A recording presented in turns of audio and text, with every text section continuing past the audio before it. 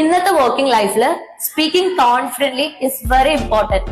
So അതുകൊണ്ട് തന്നെ നമ്മൾ ഈ കോഴ്സ് ഡെവലപ്പ് ചെയ്യുന്ന സമയത്ത് പബ്ലിക് സ്പീക്കിങ്ങിന്റെ ഇമ്പോർട്ടൻസ് നമ്മൾ മനസ്സിലാക്കിയിട്ടുണ്ടായിരുന്നു. സോ നമ്മളെ സ്റ്റുഡൻസിന് നമ്മൾ സെപ്പറേറ്റ് ആയിട്ട് അതിന്റെ സെക്ഷൻസ് കൊടുക്കലുണ്ടായിരുന്നു. സോ ഇന്ന് അവർക്ക് പബ്ലിക് സ്പീക്കിങ്ങിന്റെ സെക്ഷൻ ആയിരുന്നു. So here is their valuable feedback.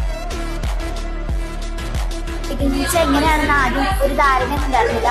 Class കിട്ടിയതിന് ശേഷം നല്ല ക്ലാസ് ആയിരുന്നു.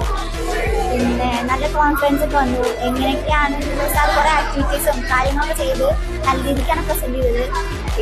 അപ്പോൾ മാക്സിമം ഞങ്ങൾക്ക് നല്ല അടിപൊളിയായിരുന്നു. സ്റ്റേജ് ഫിയറൊക്കെ കുറക്കാൻ പറ്റി. അങ്ങനത്തെ ആക്ടിവിറ്റീസ് ഒക്കെ നല്ല എൻജോയ് ചെയ്ത് ഒരുപാട് ആക്ടിവിറ്റീസ് ചെയ്തു. ഒരു കോൺഫിഡൻസ് വന്നു ക്ലാസ് കേട്ടപ്പോൾ.